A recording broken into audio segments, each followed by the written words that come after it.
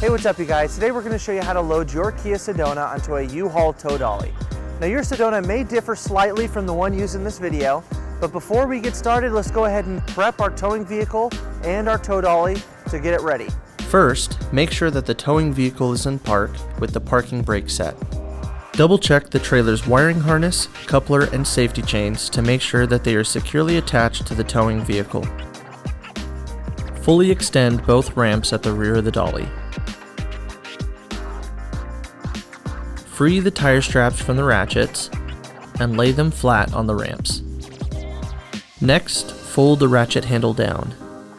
Then repeat on the other side. Center the vehicle to be loaded behind the car dolly.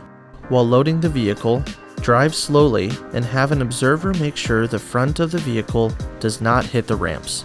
During the loading process, have your guide stand off to the side.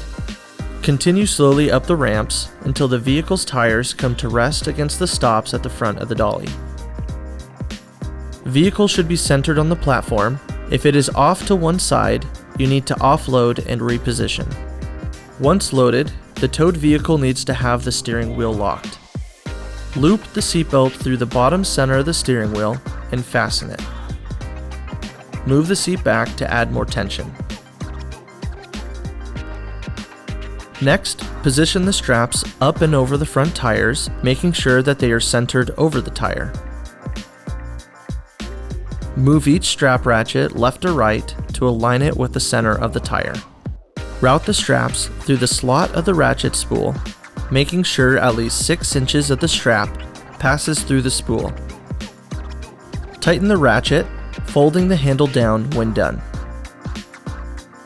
Then repeat on the other side. Finish securing the vehicle by fastening the security chains to the frame or other structural member of the vehicle. Leave some slack in the chain, looping the chain around and securing it through an open link using the S-hooks.